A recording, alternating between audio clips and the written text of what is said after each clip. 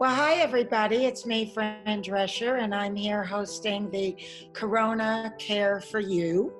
And that is a Cancer Schmancer series. So we welcome you, and we want to welcome one of our esteemed doctors, Dr. Daniel Pompe, who has a very compelling personal story that set him on a path of helping other people figure out how they can help themselves to stay well or recover from something that perhaps the typical Western medical community has not really been able to focus on how to heal you. And that was sort of his problem. He had neurotoxicity, and he kind of figured it out the hard way, literally, and now has dedicated his life from chiropractoring to sharing what he knows for all of us. So welcome, Dr. Pompa. How are you? Yeah, doing well. Yes, in the madness, still spreading the message. Good for you. Well, now more important than ever. Yeah. And, I want to dive right in with something that I know that you feel very passionate about, which is fasting, and that's actually extremely healthy, particularly when you feel like you may be sick. So could you explain that to us a little more technically? Yeah, there's a lot to it. But I mean, when you get the flu, which is a virus, you automatically fast. The body will shut off its hunger to take that energy into healing. And there's a lot of other aspects that happen during a fast, something called autophagy, where the body literally starts getting rid of the bad guys, the rubbish, the bacteria, the viruses, and other bad cells, even bad immune cells. So all of that happens instinctively. However, I'll say this, some of the feedback that we got with this particular virus is that some people lose their hunger absolutely completely. And I would say, yes, listen to that, just like you would any other flu. However, some older people actually seem to get more hungry. And I would say, listen to that. So my advice is listen to the innate intelligence that's in your body. It knows best. So if you end up finding yourself rabidly hungry if you get this virus, then by all means eat, which seems to be the case for some older people.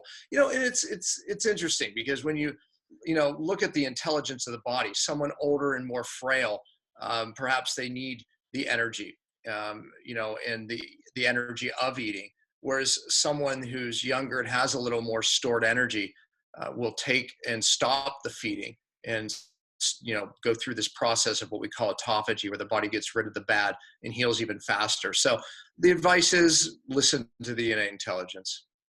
And, I am feeling well, thank God.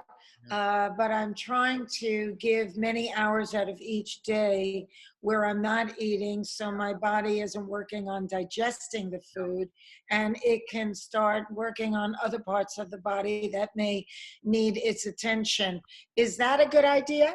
It is. That's called daily intermittent fasting. And I think it's 2:00 my time here. I'm on a different coast than you, but I haven't eaten yet. I probably won't eat anything till 4 or 5. So it is a good idea. And, How many hours do you give yourself to be on food? It depends on the day, right? So there's 2 or 3 days a week. I typically just eat one meal, or I eat in maybe a 2 or 3 hour window where I'll start eating at say 4:00 and maybe I'll eat till 7:00. Very European style of eating, right? Where maybe I'll start the day with a hot beverage, whether it's tea or coffee, but that's all I have through the day. Now, some days, 1 or 2 days a week, I purposely eat more, where I start eating earlier. I call that diet variation. And diet variation strategies, it just kind of reminds the body it's not starving. If you do too little eating all the time, it will actually slow down your metabolism. So you don't want to do that all the time. So it's good to throw these feast days in. A strategy that I talk about in my book is feast famine, right? Where we actually feast, and that's what, eating more or even higher carbohydrates, let's call it healthy carbohydrates, okay? And then a strategy where you eat maybe just one meal a day or in a very small window, say 3-4 hours or even an hour. So that's feast famine cycling, and it works. Tell us about your book for our viewers, in case they're interested in getting it. Yeah, I mean, it's called Beyond Fasting. I've been training doctors for years. I've been into fasting since the 90s. And I always joke and say it was me and some Natural Hygiene Society guys that were back in the 90s into fasting. But the book takes you through a process. Chapter 1, I talk about being fat adapted and getting your cells to use fat as energy.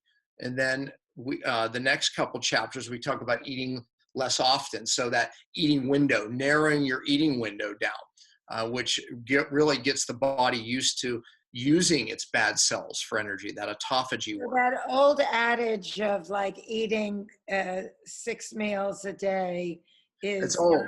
Yeah, that's old. It's old. Yeah, I mean, look, I think when we looked at that advice, right, people would say, well, I did it. And, it speeds your metabolism up, they would say. And it's, I lost some weight doing it. And I would say, yeah, you would. It's just like caloric restriction.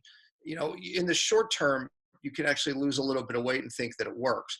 But long term, it's a bad strategy, caloric restriction or eating 6 meals a day. Because when you eat 6 meals a day, think about it. It doesn't give the body a chance to actually use its stored energy. And that's the fat that we hate, right? And, the belly fat, whatever it is. But that's our stored fat. So if we're always eating, you're never going to tap into that fat. So, but it works in the short term because people that have a really struggling metabolism start, eating their own muscle is a fuel source, and that lowers the metabolism. So when they eat 6 meals a day, they stop doing that.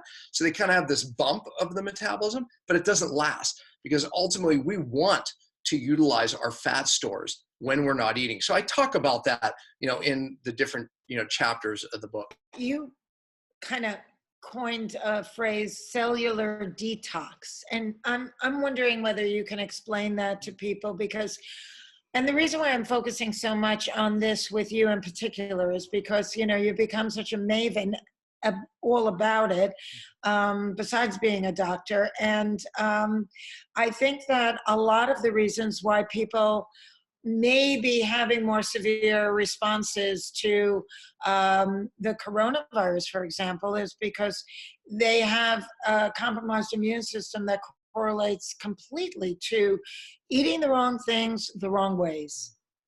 Look, when you look at the people who are more susceptible, right? You look at people with high blood pressure, heart disease, diabetes, obesity. One of the things that people don't realize is, we know the standard American diet can lead to those things, but really it's toxins are the bigger player. When you look at the number one driver, and I teach people about diet, right, and the importance of it. But when we look at what's driving inflammation, and we know today inflammation is the cause of heart disease, the cause of even of cancer. I mean, inflammation. So we kind of get lost in what that really means. I mean, if I have a sore shoulder, that's inflammation. But what we really mean is cellular inflammation. And every cell in the body becomes inflamed, which that means every bit of your cellular function leads to your immune system and how you feel, how you burn fat for energy. All of that is cell function. So if your cells are inflamed, that's a big problem, and it leads to every disease that we can speak of. So when we look at the immune system, when we look, and I don't want to get too deep into the science, but what the scientists are talking about with the COVID is that this particular virus is affecting certain receptors that really of why they feel that these people are more susceptible to the virus. And when we look about what we can do to actually prevent it, it's control cellular inflammation. Therefore, the question is, what is the number one causer of cellular inflammation? And it is toxins, actually. They make their way into the cells, into the membranes, and they drive inflammation. And they affect these types of receptors. So arguably, I think we're going to learn in the future that really toxic people were the ones who are actually most susceptible to not just this virus, I would argue. I think, I think this virus does have a really very specific cell receptor target.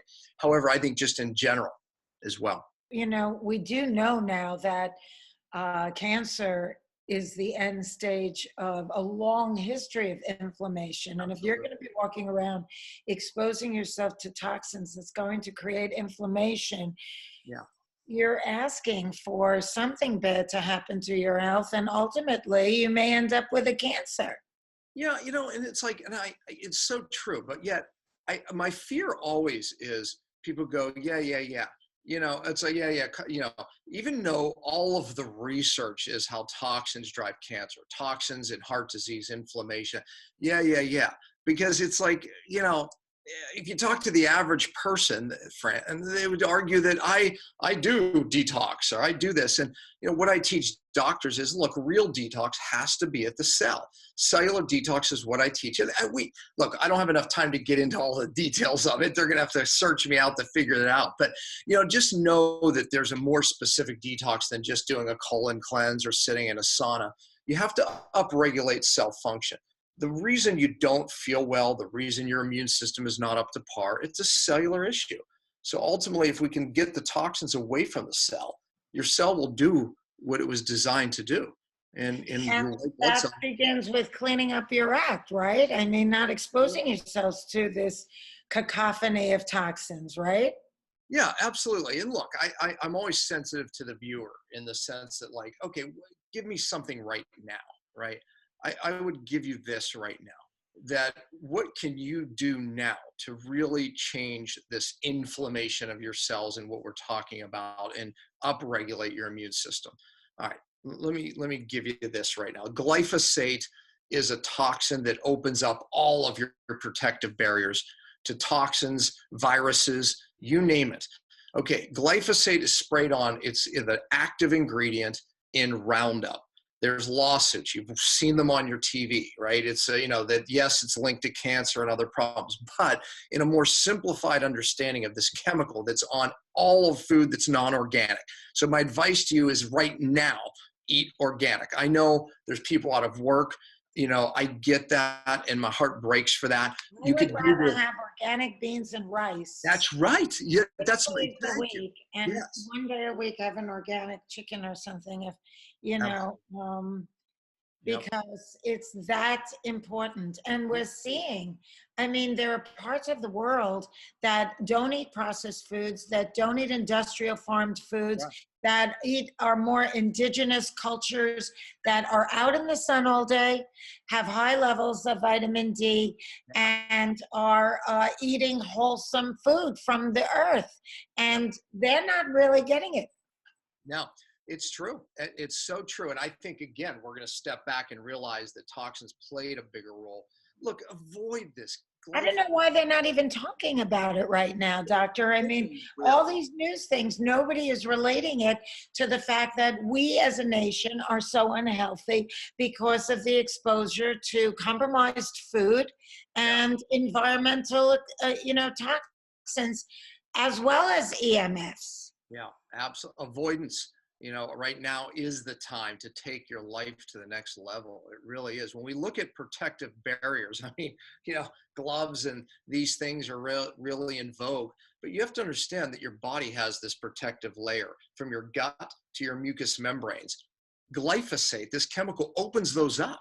And now now you're letting it all in. So your body is designed. It has a protective mucus barriers everywhere, and this chemical literally opens that up. So it's worse than the mask. I mean, this people, you're going to get invariably exposed to things you don't want to be exposed to with the best things that you could protect yourself with. You need this line of defense. Listen to Dr. Pompa. Steer clear of industrial farmed foods. Every bit of them is covered in agrochemicals. Yes. They don't do you any good. So stay away from them. Let's put industrial farms out of business. Yes. We have a member question, if I can ask that, from Donna Nordstrom. Can you kind of get into a little bit why alkaline diets are helpful and healthy? Well, look, I think again, coming off this toxicity question, right? Toxins drive acidity, right? So, obviously if you're too acid, that creates a problem, and again, I think that just if we practice really good nutrition, you have a normal cycle of acidity and alkalinity. You're meant to wake up in the morning of being a bit acid. It's very normal. Your body gets rid of toxins during that time. but a proper diet brings you back to an alkaline.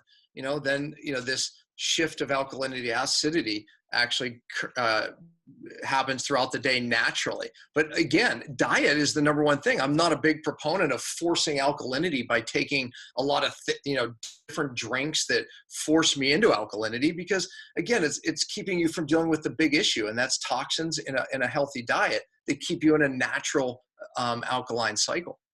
So what would be high acid foods that need to be, ingested, or beverages for that matter, in a, limited quantities so the body doesn't get too acidic? The answer may surprise you, right? It's not eating a lemon, actually. I know, that's high in alkaline, isn't it? Well, it actually drives alkalinity, so, but it's the processed foods, honestly, that really make us more acid. And soda is high in acid too? Yeah, no, that's an actual acid food, right? I mean, that actually can drive acidity, right? So it gets confusing for people because a lemon. Is meat considered an acid food? Well, I'm sorry?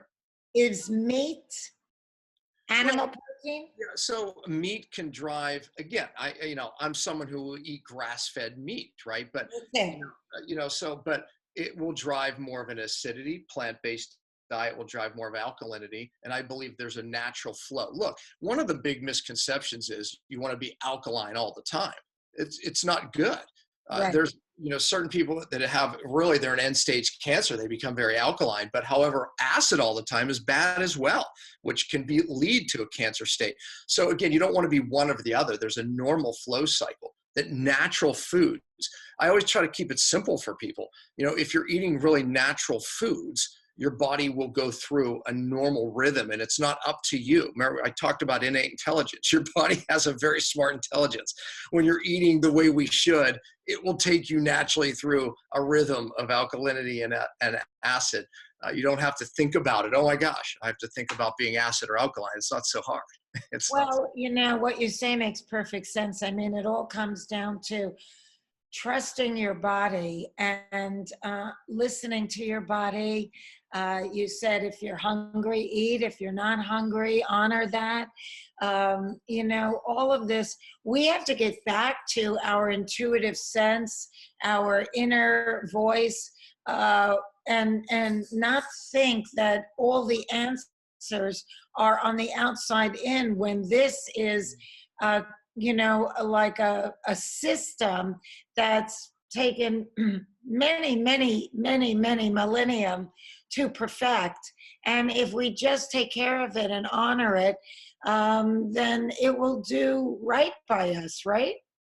Absolutely. And it brings us back to the subject of fasting, because fasting taps into your body's innate intelligence. It knows so much. When you go without food, listen, everyone listening to this can go a day without food.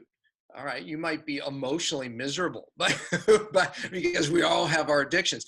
However, the good it will do. Matter of fact, Good Friday this year they're trying to call a world fast, right? They're getting everybody to fast, and it's going to help people emotionally. Trust me, a day without food will heal your emotions as well as your physical body. But that one day, I have to explain something about what this does to your immune system. Most people listening or watching, they're in a state of hyperimmunity, right? And that could be allergies. That could be autoimmune, where your own immune system's attacking itself. It could be food allergies. This upregulation of immune that's bad immunity. That leaves you more vulnerable to viruses, bacteria, and other pathogens when your body's in this stimulated state, because you have parts of the immune system that are driving inflammation. That's what this is. Hyperimmunity drives inflammation. Now, the opposite, your good immune system is typically lowered in this state of hyperimmunity. So how do we fix that? I can tell you this, as a doctor who coaches doctors, the number one tool we have is fasting. It's so simple, because here's why. When your body is getting in this fasting state, even one day of fasting, it will eat these hyperactive cells, immune cells, that are driving this inflammation state. Okay, those are called senescent cells. And by the way, folks, if you don't want to age fast, get rid of senescent cells, because these are cells that drive premature aging. These are cells that lower your immune system and cause hyperimmune system and inflammation. So in a fasting state, even one day, the body eats those senescent old cells, and it lowers that bad immunity. Oh, and here's the best part.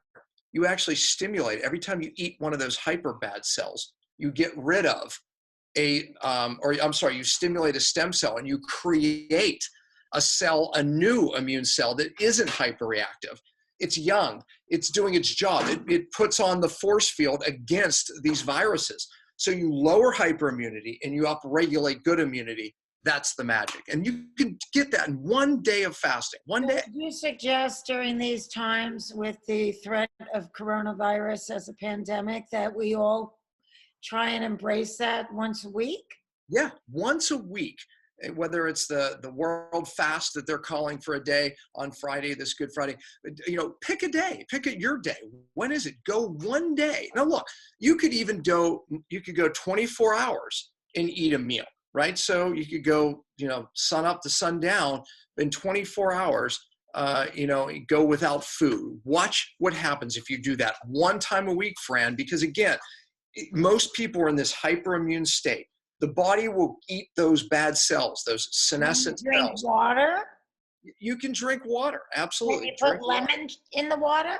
Yeah, you can even have some tea. You can have some tea. Look, you can have your coffee. If you promise me you're not going to eat food, but you just drink your coffee, knock yourself out, do it. But you're going to... I'm not a coffee drinker. Okay, well, I'm talking about our listeners, because they'll go, Fran, they'll say, I'll get a headache, or they won't do it because they won't give up their coffee. Okay, don't give up your coffee, but put yourself in that state where, your body's going to eat those inflammatory cells, stimulate a stem cell, create a new immune system. If you do that every week, listen, if you made that your only habit that you got out of this coronavirus time, I'm telling you, your life will change. It will. Wow, that's great. I'm going to do that. I know I should, but I haven't done a whole 24-hour fast in a while. It's been a couple of months, actually.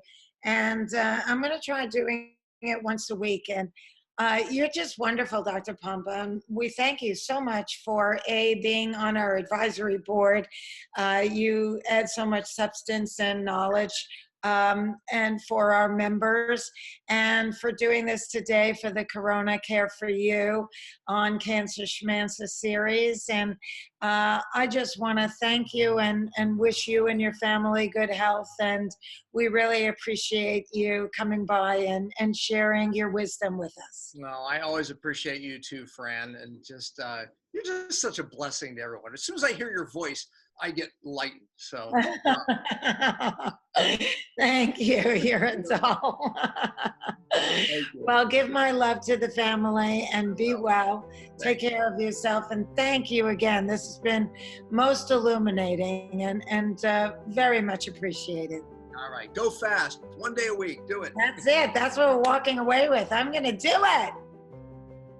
Hi, everyone. It's me, Fran Drescher. Well, I hope you enjoyed Corona Care for You. And if you did, please think about making a donation to us at cancerschmancer.org/donate. Like so many nonprofits, we've had to cancel all of our fundraising events. So it's really up to you to help keep us going. We depend on your donations, your support, and your love. There is no donation that's too small, and we are grateful to anything that you feel comfortable giving. And continue to come in to the Cancer Schmancer Corona Care for You series, because we are constantly posting new content, and we hope that it's helpful to you and your family. Don't forget to donate. We really appreciate your support. Thank you.